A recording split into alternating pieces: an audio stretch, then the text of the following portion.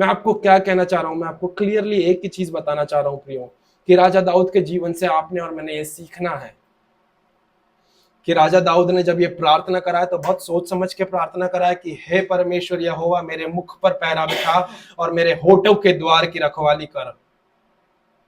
और उसने ये बहुत सोच समझ के प्रार्थना पता है क्यों करा है, देखेंगे उसे, निकालेंगे। पहला शमूएल की पुस्तक उसका 17वां अध्याय, पहला शमूएल उसका 17वां अध्याय। Oh thank you Jesus, this is powerful. रोबो सेखा दिन ला ला ला बाशी दारे बारा बारा बारा बा शानदा रे बाबा बाय। पहला शमूएल की पुस्तक उसका 17वां अध्याय। जब मैं आपको बोल रहा हूं कि राजा दाऊद ने यह प्रार्थना करा कि हे यहोवा, मेरे मुख पर पहरा बिठा और मेरे होठों की रखवाली कर, ये वो ही दृष्टांत है जहां से दाऊद की एंट्री होती है। इसके पहले दाऊद का अभिषेक हो चुका है, परंतु इस घटनाक्रम में आपको और मुझे राजा दाऊद के एक बहुत ऐतिहासिक और एक ऐसी चीज को देखने को मिलेगा जहां पर राजा दाऊद ने इस प्रकाशन को पकड़ लिया कि जो मैं बोलता हूं वह मैं बोल रहा हूं। मेरे साथ में बने रहना है ना। यहाँ पर हम लोग कुछ वचनों को पढ़ना चालू करेंगे, हम लोग निकालेंगे। पहला शमूएल 17वां अध्याय पद संख्या 4 से लेकर के 10 तक कोई पढ़ने में सहायता करे। तब फलिश्तियों की छावनी में से हम लोग जल्दी जल्दी जाएंगे। गोलियत नामक एक वीर निकला। ध्यान दें, यहाँ पर गोलियत की कहानी में परिचय हुआ है, जो गत नगर का था और उसकी लंबाई 6 हाथ 1 बित्ता थी। जिसकी लंबाई 6 हाथ 1 बित्ता थी, जो गात नगर का था। आगे, उसके सिर पर पीतल का टोप था। हाँ। और एक पत्थर का झिलम पहने हुए था, जिसका तोल 5000 शोकेल पीतल का था। उसकी टांगों पर पीतल के कवच थे। हाँ। और उसके कांधों के बीच बर्छी बंधी थी। हाँ। उसके भाले की छड़ जुलाहे के डोंगी के समान थी। हाँ। और उस भाले का फल 600 शोकेल लोहे का था। हाँ। और बड़ी ढाल लिए हुए एक जन उसके आगे आगे चलता था। वह खड़ा होकर इस्राएली पार्टियों को ललकार के बोला, तुमने यहाँ आकर लड़ाई के लिए क्यों पार्टी बांधी है? हाँ। क्या मैं फलिश्ती नहीं हूँ और तुम शाऊल के अधीन नहीं हो? हाँ। अपने में से एक पुरुष चुनो कि वह मेरे पास उतर आए। यदि वह मुझसे लड़कर मुझे मार सके तब तो हम तुम्हारे अधीन हो जाएंगे, परंतु यदि मैं उस पर प्रबल होकर मारूं तो तुमको हमारे अधीन होकर हमारी सेवा करनी पड़ेगी। फिर वह फलिश्ती बोला, मैं आज के दिन इजरायली पार्टियों को ललकारता हूँ, किसी पुरुष को मेरे पास भेजो कि हम एक दूसरे से लड़े। अतः फलिश्ती की इन बातों को सुनकर बस 10वीं वचन तक। यहाँ पर क्या हुआ, शाऊल के, ये पूरा की पूरा हम लोग पूरा अच्छे से स्टोरी को जानते हैं, परंतु गोलियत की एंट्री हुई। गोलियत का विवरण दिया कि गोलियत की इतनी बड़ी ढाल थी, उसका इतना बड़ा भाला था, उतना ये था, और उसने उस युद्ध भूमि में आकर के, उस इला की तराई में आकर के उसने इजरायली सेना को क्या करा, उसने इजरायली सेना को ललकारा। और जब इजरायली सेना को ललकारा तो उसके साथ में उसने वो ललकार तो दे दी, परंतु अब उस इजरायली सेना को जब ललकारा गया तो उसके साथ में परमेश्वर को भी ललकारा गया। और ये बात जो है इस चरवाहे लड़के के सामने उसके कान में पड़ी। और 26वीं पद संख्या क्या बताती है? अब इस चरवाहे लड़के ने, दाऊद ने इसका कैसे प्रत्युत्तर दिया? 26वीं पद संख्या को पढ़ेंगे। तब दाऊद ने उन पुरुषों से जो उसके आसपास खड़े थे पूछा, जो उस फलिश्ती को मार के इजरायलियों की नामधराई दूर करेगा, उसके लिए क्या किया जाएगा? वह खतना रहित फलिश्ती क्या है कि जीवित परमेश्वर की सेना को ललकारे? वह खतना रहित फलिश्ती क्या है कि जीवित परमेश्वर की सेना को ललकारे? यहाँ पर दाऊद ने उसे बहुत पर्सनली ले लिया कि यदि ये परमेश्वर की सेना को ललकारा है, दैट मींस उसने परमेश्वर को ललकारा है, तो इसका जब हम इसको ढेर कर देंगे तो फिर इसका क्या होगा, इसकी पूरी सेना का क्या होगा? आमीन, हालेलुया। अब आप और मैं यहां पर देखें कि दाऊद ने उसके सारी ललकार की प्रतिक्रिया 26वीं पद संख्या में करी। आगे बढ़ेंगे हम लोग, चलेंगे 33 से लेकर के 37वीं पद संख्या तक, 33 से लेकर के 37। शाऊल ने दाऊद से कहा, तू जाकर उस फलिश्ती के विरुद्ध युद्ध नहीं कर सकता। तू तो एक चरवाहा है, इसलिए तू जाकर के उस फलिश्ती के विरुद्ध युद्ध नहीं कर सकता, क्योंकि तू तो लड़का ही है और वह लड़कपन ही से योद्धा है। हाँ, दाऊद ने शाऊल से कहा, तेरा दास अपने पिता की भेड़ बकरियां चराता था, और जब कोई सिंह या भालू झुंड में से मेमना उठा ले जाता, तब मैं उसका पीछा करके उसे मारता और मेमने को उसके मुंह से छुड़ा ले आता, और जब वह मुझ पर हमला करता, तब मैं उसके केश को पकड़कर उसे मार डालता था। तेरे दास ने सिंह और भालू दोनों को मारा है, और वह खतना रहित फलिश्ती उनके समान हो जाएगा, क्योंकि उसने जीवित परमेश्वर की सेना को ललकारा है। आगे 37। फिर दाऊद ने कहा, यहोवा जिसने मुझे सिंह और भालू दोनों के पंजे से बचाया है, वह मुझे उस फलिश्ती के हाथ से भी बचाएगा। शाऊल ने दाऊद से कहा, जा, यहोवा तेरे साथ रहे। नाउ देखें इस बात को, यहाँ पर पूरा एक सेटअप रचा जा रहा है दाऊद को भेजे जाने के लिए। दाऊद ने वहां पर उसकी ललकार को सुन लिया कि अरे तुम में से एक पुरुष आए और यहाँ पर मुझसे युद्ध करने वाला हो सके। उसके बाद में ये दाऊद ने उस ललकार का प्रति उत्तर देने के लिए शाऊल राजा के पास में गया। शाऊल राजा के पास में जाने के बाद में दाऊद इस प्रकाशन को जानता था, क्योंकि दाऊद ने इस प्रार्थना को करा कि हे परमेश्वर, मेरे मुख पर पहरा बैठा और मेरे होठों की रखवाली कर। दाऊद इस प्रकाशन को जानता था कि जो मैं बोलता हूं वह मैं बोता हूं। जब उसके सामने शाऊल राजा के सामने गया, शाऊल को बोला, राजा जी मुझे जाने दे। शाऊल ने क्या बोला, तुझसे नहीं हो पाएगा, क्योंकि तू तो लड़का ही है, तू नहीं कर सकेगा, तू ऐसा कतई नहीं कर सकता है, तुझसे नहीं हो पाएगा। शाऊल दाऊद के जीवन में उन नकारात्मक बीजों को बो रहा था, उन नकारात्मकता को बो रहा था, परंतु यहां पर दाऊद ने कैसे प्रत्युत्तर दिया? दाऊद ने उन हर एक नकारात्मक बीजों का सकारात्मकता के साथ में, उसके जीवन की गवाही के साथ में प्रत्युत्तर दिया। वचन बताता है कि वो बोला कि मैंने ऐसा किया, मैंने सिंह को फाड़ खाया, मैंने भालू को फाड़ दिया। उसके बाद में 37वीं पद क्या बोलती है वहां पर?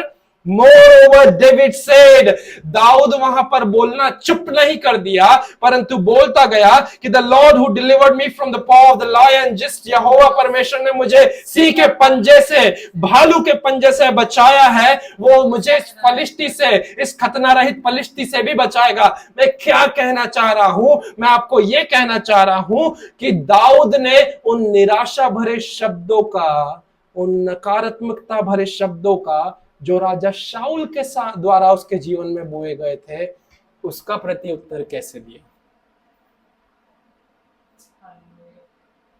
हालेलुया। कई बार एक हास्य व्याख्या होता है, मेरी पत्नी कार चढ़ाने वाली होती है और पापा आ जाते, देख देख देख देख, देख ठीक से चढ़ाना, ठीक से चढ़ाना। वो ठीक से चढ़ाने की होती है, परंतु कहीं ना कुछ लैक ऑफ कॉन्फिडेंस के कारण कहीं ना कहीं कुछ टच कर देती है। क्यों? क्योंकि हम उन नकारात्मक शब्दों को हमारे जीवन में घर करने देते हैं। इसने बोल दिया है, मुझसे तो बिल्कुल भी नहीं हो पाएगा। इसने बोल दिया है, मैं नहीं कर पाऊंगा। इसने मेरे लिए बोल दिया है, इसने बोल दिया है, दैट मीन्स वो हाँ और आमीन हो गया। मेरी क्षमता, मेरी सारी चीजें ढूस फूस, मेरी हवा निकल चुकी है। इसने बोल दिया है इसलिए मैं नहीं कर पाऊंगा। अरे परमेश्वर का वचन बोलता है कि जो मुझे सामर्थ्य देता है उसमें मैं सब कुछ कर सकता हूं। पौलुस प्रेरित उस वचन को लिखते टाइम पे कारागार में, जहां पर एक मोमबत्ती नहीं थी, धूप बत्ती नहीं थी, कुछ भी नहीं था, वो वहां पर ऐसे उत्साहवर्धन शब्दों को लिख रहा है, कलीसिया को उसके लिए स्ट्रेंथन कर रहा है। When he himself was weak and still he was strengthening the church from the prison, and he was telling that through Christ I can do all things. Hallelujah. हम उन नकारात्मक और निराशा भरी बातों को अपने जीवन में घर करने देते हैं और फिर बोलते हैं मुझसे नहीं हो पाया, नहीं कर पाऊंगा। तो राजा दाऊद ने क्या करा? वो जब वहां पर चरवाही था, वचन बोल रहा है, शाऊल ने बोला कि तू तो लड़का है, तुझसे नहीं हो पाएगा। 33वीं पद संख्या वही बोलती है, Saul said, you are not able to go against that Philistine to fight with him.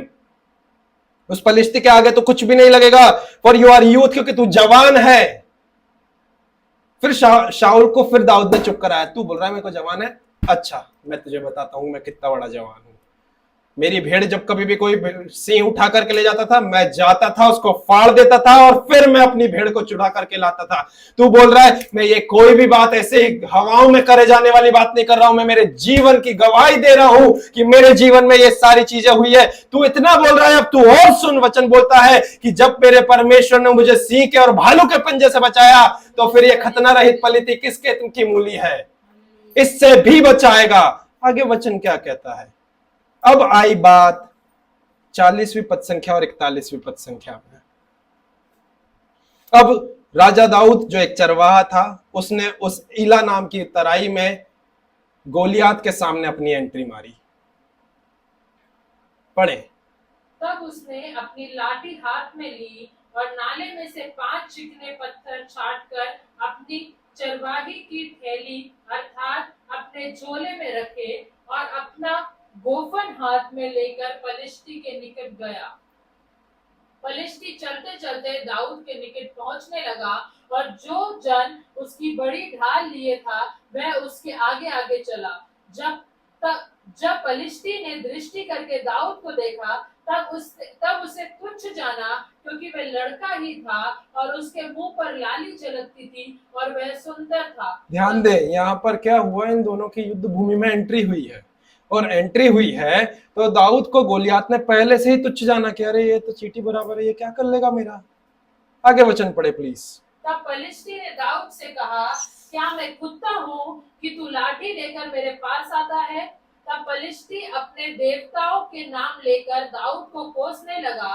फिर पलिश्ती ने दाऊद से कहा, मेरे पास आ, मैं तेरा मांस आकाश के पक्षियों और वन पशुओं को दे दूंगा। अब ध्यान दे यहाँ पर क्या हुआ। वहां पर वो पलिश्ती जो है गोलियात, वो बहुत ज्यादा निराश हो गया कि ये किसको लेकर के आ गए मेरे सामने।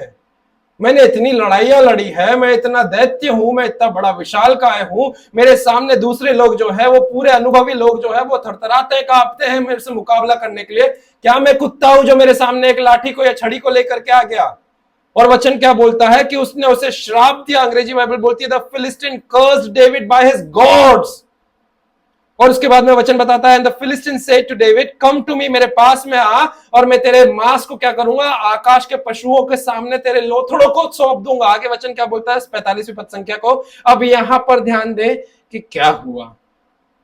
दाऊद ने पलिश्ती से कहा, नहीं रुक जाए, है ना। हाँ पढ़े। दाऊद ने पलिश्ती से कहा, तू तो तलवार और भाला और सांग लिए हुए मेरे पास आता है। तू तो तलवार और भाला और सांग लिए हुए मेरे पास आता है, परंतु मैं सेनाओं के यहोवा के नाम से तेरे पास आता हूँ। परंतु मैं सेनाओं के यहोवा के नाम से तेरे पास आता हूँ, जो इजरायली सेना का परमेश्वर है और उसी को तूने ललकारा है। और उसी को तूने ललकारा है। पढ़ते जाए प्लीज, आज कंटिन्यू। के दिन यहोवा तुझको मेरे हाथ में कर देगा और मैं तुझको मारूंगा और तेरा सिर तेरे धड़ से अलग करूंगा। और मैं आज के दिन पलिश्ती सेना के शव आकाश के पक्षियों और पृथ्वी के जीव जंतुओं को दे दूंगा। तब समस्त पृथ्वी के लोग जान लेंगे कि इजराइल में एक परमेश्वर है, और यह समस्त मंडली जान लेगी कि यहोवा तलवार या भाले के द्वारा जयवंत नहीं करता, इसलिए कि संग्राम तो यहोवा का है और वही तुम्हें हमारे हाथ में कर देगा। जरा 46 और 47वीं पद संख्या को वापस से पढ़ें और धीरे धीरे पढ़ें। आज के दिन यहोवा तुझको मेरे हाथ में कर देगा। मेरे अर्थात दाऊद के हाथ में कर देगा। वो क्या बोल रहा है? वो जो बोल रहा है वह बो रहा है। और वो क्या बो रहा है? वो क्या बोल रहा है? वो उस युद्ध भूमि में जाने से ही पहले उसके ऊपर विजय को बो रहा है, उस विजय को बोल रहा है। समझ पा रहे इस बात को? आगे कंटिन्यू करें प्लीज। और मैं तुझको मारूंगा। उसने विजय को बोया तो विजय कैसे आती है? एक सेना में दो सेना का अगर युद्ध हो रहा है तो एक सैनिक का मरना तय है, तब जाकर के दूसरा उसके ऊपर जय प्राप्त करेगा। एक व्यक्ति जब मरता है तब दूसरा व्यक्ति जीतता है। यदि हम लोग शतरंज खेलते हैं तो हमको एक बात पता है कि जब तक राजा मरता नहीं तब तक दूसरा राजा जिंदा रहता है और वो विजय नहीं घोषित किया जाता। ठीक उसी प्रकार जब दाऊद और गोलियात का सामना हो रहा है तो वहां पर दाऊद क्या बोल रहा है? दाऊद बोल रहा है आज मैं तुझे मारूंगा। आज मैं तुझे मारूंगा। तूने मुझे बोला है कि मैं तेरे शरीर के लोथड़ों को वन पशुओं के सामने खिला दूंगा। उन सब चीजों को मैं कैंसिल करता हूं, उन्हें मैं मेरे कान में पड़ने भी नहीं देता हूं, क्योंकि वो ऑलरेडी वहां पर ललकार चुका था गोलियात। हमने पढ़ चुके हैं, यदि हमने देखे तो 44वीं पद संख्या में पलिश्ती ऑलरेडी बोल चुका था कि दाऊद तू मेरे पास में आ, तेरे शरीर को मैं यहाँ के सारे गिद्धों को और सारे पशुओं को या पक्षियों को खिला दूंगा।